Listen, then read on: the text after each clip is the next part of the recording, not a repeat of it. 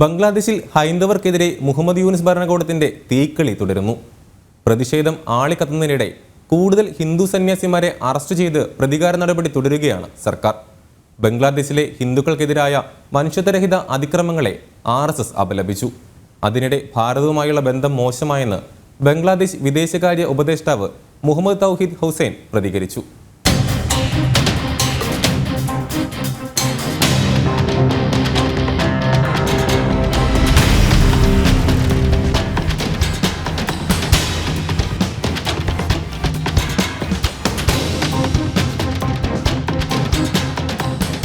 ബംഗ്ലാദേശിൽ ഹൈന്ദവർക്കെതിരായ അതിക്രമങ്ങൾക്ക് അറുതിയില്ല. കൂടുതൽ ഹിന്ദു സന്യാസിമാരെ അറസ്റ്റ് ചെയ്ത് പ്രതികാര നടപടി തുടരുകയാണ് മുഹമ്മദ് യൂനിസ് ഭരണകൂടം. 2 ഹിന്ദു സന്യാസിമാർ കൂടി കസ്റ്റഡിയിലുണ്ടെന്ന വിവരം ബംഗ്ലാദേശ് സ്ഥിരീകരിക്കുകയും ചെയ്തു. ഇസ്കോൺ അംഗങ്ങളായ രുദ്രപതി കേശവദാസ്, രംഗനാഥ് ശ്യാമസുന്ദർദാസ് എന്നിവരെ കസ്റ്റഡിയിലെടുത്തതായാണ് ബംഗ്ലാദേശ് സർക്കാർ സ്ഥിരീകരിച്ചത്. നേരത്തെ അറസ്റ്റിലായ ചിന്മയ് കൃഷ്ണദാസിന് ഭക്ഷണവും മരുന്നും പണവും എത്തിക്കാൻ പോയപ്പോഴാണ് ഇവരെ കസ്റ്റഡിയിലെടുത്തത്. ഇവരുടെ പ്രവർത്തനങ്ങൾ പരിശോധിച്ചുകൊണ്ടിരിക്കുകയാണെന്നും സംശയാസ്പദമായ സാഹചര്യത്തിലാണ് സന്യാസിമാരെ കസ്റ്റഡിയിലെടുത്തതെന്നുമാണ് പോലീസിന്റെ വാദം. ശ്യാംദാസ് പ്രഭു അറസ്റ്റിലായെന്ന വാർത്ത കൊൽക്കത്തയിലെ ഇസ്കോൺ ഉപാധ്യക്ഷൻ രാധാരമൺദാസാണ് പങ്കുവച്ചത്.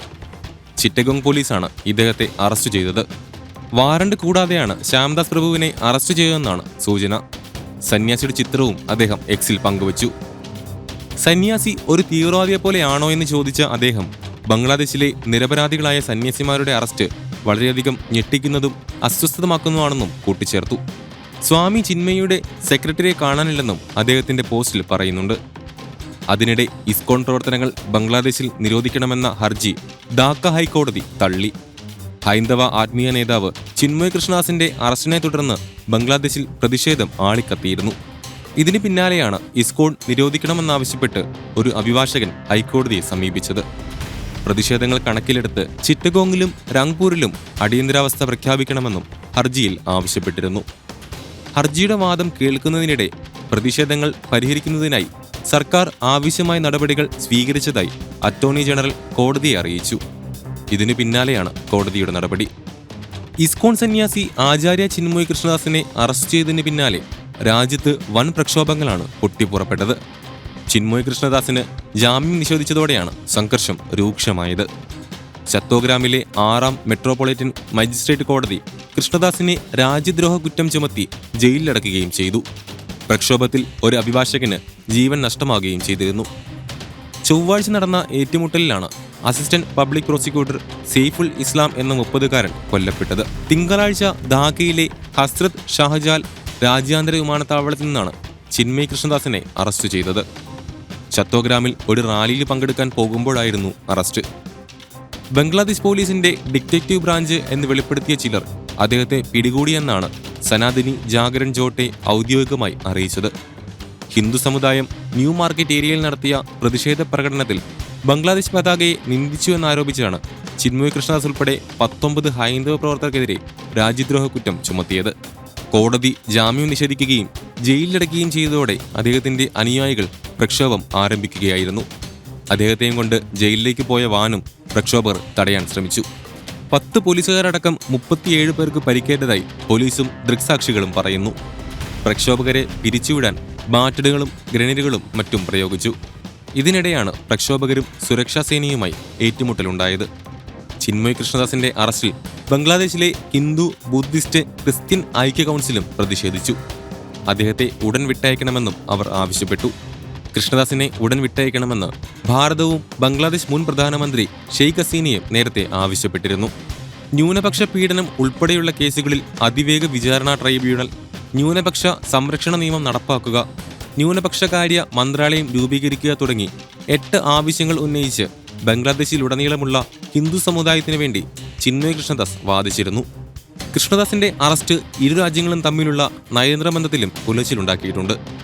ഇന്ത്യയുമായുള്ള ബന്ധം മോശമായതായി ബംഗ്ലാദേശ് വിദേശകാര്യ ഉപദേഷ്ടാവ് മുഹമ്മദ് തൗഹീദ് ഹുസൈൻ പ്രതികരിച്ചു. ഷെയ്ഖ് ഹസീനയ്ക്ക് അഭയം നൽകിയതോടെ ബന്ധം ഉലഞ്ഞെന്നാണ് പ്രതികരണം. പാകിസ്ഥാനോട് രാജ്യം കൂടുതൽ അടുക്കണമെന്ന അഭിപ്രായക്കാരനാണ് മുഹമ്മദ് തൗഹീദ്. ഒരു അഭിമുഖത്തിൽ മുഹമ്മദ് തൗഹീദ് ഇക്കാര്യം നേരത്തെ വ്യക്തമാക്കുകയും ചെയ്തിരുന്നു. ബംഗ്ലാദേശിൽ ഹിന്ദുക്കൾക്കും മറ്റ് മതന്യൂനപക്ഷങ്ങൾക്കും എതിരെ നടക്കുന്ന അക്രമങ്ങളെ RSS അപലപിച്ചു. ഹിന്ദുക്കളുടെ സമാധാനപരമായ പ്രതിഷേധത്തിന് നേതൃത്വം നൽകിയ ചിന്മയ് കൃഷ്ണദാസിനെ തടവിൽ നിന്ന് മോചിപ്പിക്കണമെന്ന് സർക്കാര്യവാഹ് ദത്താത്രേയ ഹൊസബാളെ ആവശ്യപ്പെട്ടു. അക്രമങ്ങൾ തടയുന്നതിൽ ബംഗ്ലാദേശ് സർക്കാർ പരാജയപ്പെട്ടെന്ന് അദ്ദേഹം വിമർശിച്ചു. അതിക്രമങ്ങൾ തടയാൻ എല്ലാ ശ്രമങ്ങളും തുടരാനും അന്താരാഷ്ട്ര പിന്തുണ നേടാനും ഭാരത സർക്കാർ തയ്യാറാകണമെന്നും അദ്ദേഹം പറഞ്ഞു. കഴിഞ്ഞ ദിവസം ബംഗ്ലാദേശിലെ സാഹചര്യം പ്രധാനമന്ത്രി നരേന്ദ്രമോദി വിലയിരുത്തിയിരുന്നു. ന്യൂനപക്ഷങ്ങളായ ഹിന്ദുക്കൾ ആക്രമിക്കപ്പെടരുതെന്ന് ബംഗ്ലാദേശിനോട് ആവശ്യപ്പെട്ടതായാണ് വിദേശകാര്യ മന്ത്രാലയം വ്യക്തമാക്കുന്നത്. പ്രതിഷേധം തുടരുമ്പോഴും ബംഗ്ലാദേശിൽ ഹിന്ദു ന്യൂനപക്ഷത്തിനെതിരെ ശക്തമായ ആക്രമണമാണ് നടക്കുന്നത്. ഒരു ഇസ്കോൺ ക്ഷേത്രം ഉൾപ്പെടെ 4 ഹിന്ദു ക്ഷേത്രങ്ങൾ കൂടി ശനിയാഴ്ച തകർത്തതായി റിപ്പോർട്ടുകൾ പുറത്തുവന്നു. ചന്ദനേശ്വരി മാതൃക്ഷേത്രം, ഷോണി ക്ഷേത്രം, ചന്ദനേശ്വരി കാളിബാരി ക്ഷേത്രം എന്നിവയാണ് ജമാഅത്തെ ഇസ്ലാമി അക്രമികൾ തകർത്ത മറ്റ് 3 ക്ഷേത്രങ്ങൾ. ശനിയാഴ്ച രാവിലെ മുദ്രാവാക്യവുമായി ഇരച്ചെത്തിയ ഇസ്ലാമിസ്റ്റുകൾ ക്ഷേത്രത്തിലേക്ക് ഇരച്ചു കയറി ഇവിടുത്തെ വിഗ്രഹങ്ങളും മറ്റ് കൊത്തുപണികളും അലങ്കാരങ്ങളും തകർക്കുകയായിരുന്നു. നൂറുകണക്കിന് പേർ മുദ്രാവാക്യം വിളികളോടെ ക്ഷേത്രങ്ങൾക്ക് നേരെ ഇഷ്ടിക കട്ടകൾ എറിഞ്ഞു. അതിനിടെ ഇസ്കോൺ ക്ഷേത്രവുമായി ബന്ധപ്പെട്ട് പ്രവർത്തിക്കുന്ന 17 ഹിന്ദു പ്രവർത്തകരുടെ ബാങ്ക് അക്കൗണ്ടുകളും ബംഗ്ലാദേശ് മരവിപ്പിച്ചു. ഹെഫാസത്ത് ഇസ്ലാം ബംഗ്ലാദേശ് എന്ന സംഘടന ഇസ്കോൺ ക്ഷേത്രത്തിന്റെ പ്രവർത്തനങ്ങൾ നിരോധിക്കണമെന്നും ഇസ്കോണിനെ തീവ്രവാദ സംഘടനയെ പ്രഖ്യാപിക്കണമെന്നും ആവശ്യപ്പെട്ടിരുന്നു. ഇതിന് പിന്നാലെയാണ് ഇസ്കോൺ ക്ഷേത്രവുമായി ബന്ധമുള്ള 17 പേരുടെ ബാങ്ക് അക്കൗണ്ടുകൾ ബംഗ്ലാദേശ് സർക്കാർ മരവിപ്പിച്ചത്.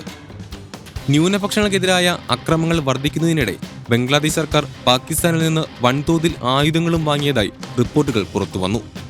മുൻ ബംഗ്ലാദേശ് പ്രധാനമന്ത്രി ഷെയ്ഖ് ഹസീന രാജിവെച്ച് രാജ്യം വിട്ടതിന് പിന്നാലെ ചുമതല ഏറ്റെടുത്ത മുഹമ്മദ് യൂനിസ് സർക്കാർ ചുമതലയേറ്റ ഉടൻ വെടിമരുന്നും റൈഫിളുകളും ആവശ്യപ്പെടുകയായിരുന്നു.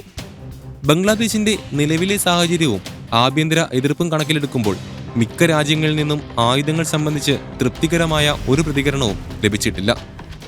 ബംഗ്ലാദേശ് സർക്കാരിലുള്ള പാകിസ്ഥാൻ അനുകൂലികൾ പാകിസ്ഥാനിൽ നിന്ന് ആയുധങ്ങൾ വാങ്ങുന്നതിന് അനുകൂലമായാണ് സംസാരിച്ചത്. എന്നാൽ ആയുധം ആവശ്യപ്പെട്ട ബംഗ്ലാദേശിനോട് ആദ്യം പണം നൽകാനാണ് പാകിസ്ഥാൻ ആവശ്യപ്പെട്ടത്. 1971 ശേഷം ഇതാദ്യമായാണ് ബംഗ്ലാദേശ് പാകിസ്ഥാനോട് നേരിട്ട് ആയുധം ആവശ്യപ്പെടുന്നത്. 50,000 വെടിയുണ്ടകളും 50 ടൺ RDX സ്ഫോടക വസ്തുക്കളും അടക്കമാണ് ബംഗ്ലാദേശ് പാകിസ്ഥാനോട് ആവശ്യപ്പെട്ടിരിക്കുന്നത്.